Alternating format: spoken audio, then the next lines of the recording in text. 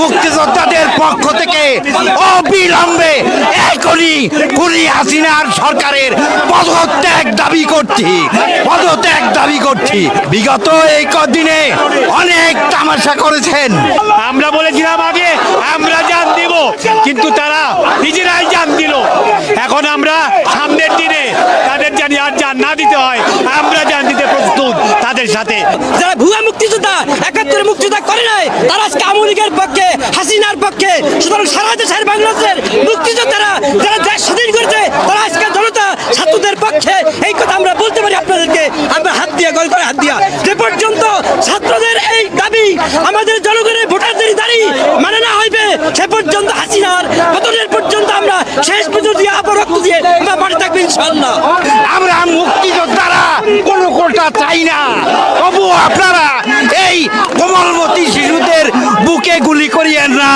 71 থেকে এই পর্যন্ত আমাদের যুদ্ধ থেমে নাই। আজকে বুকটা ভরে যায়, কিন্তু আমাদের কান্দাও আছে, গন্ধনও আছে। এত এত অল্প বয়সী প্রাণের ধ্বংস হলো। এই একটা হত্যারও আমরা অন্যথায় যেতে দেব না।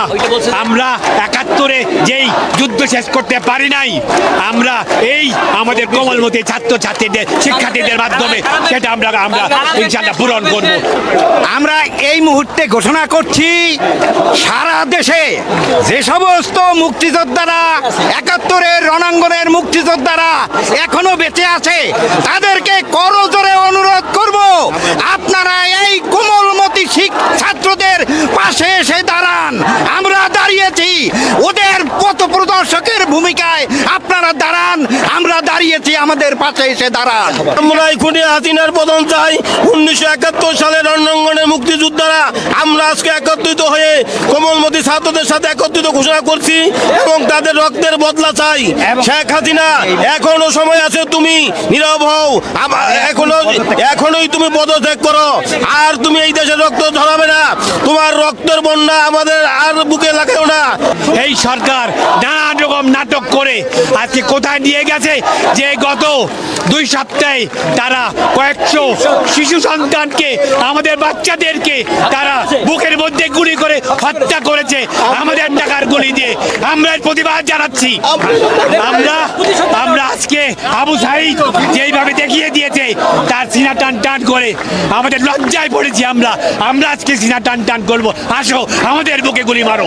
মুক্তিযোদ্ধাদের পক্ষ থেকে আজকে আমরা বৈষম্য বিরোধী এই ছাত্র আন্দোলনে শরীক হওয়ার জন্য, একাত্মতা ঘোষণা করার জন্য আজকে আমরা এখানে দাঁড়িয়েছি। আমরা মনে করি, আমরা সেদিন যুদ্ধে গিয়েছিলাম কোনো কোটা বা সুবিধার জন্য না, আমরা দেশটাকে স্বাধীন করার জন্য সেদিন যুদ্ধে গিয়েছিলাম। আমরা মনে করি আমাদের কোটার প্রয়োজন নাই, কিন্তু আমাদের এই কোমলমতি শিশুদের বুকে আর একটাও গুলি চালাবেন না। এই আন্দোলনের যারা নেতৃত্ব দিচ্ছে, তাদের ইচ্ছা মতন যতক্ষণ পর্যন্ত সবকিছু না চলবে, ততক্ষণ পর্যন্ত আমরা রাজপথে থাকবো। সন্তানরা, আমাদের সন্তানরা জীবন দিতে শিখেছে, আর আমাদের কোনো চিন্তা নাই, আমরা আছি তাদের সাথে।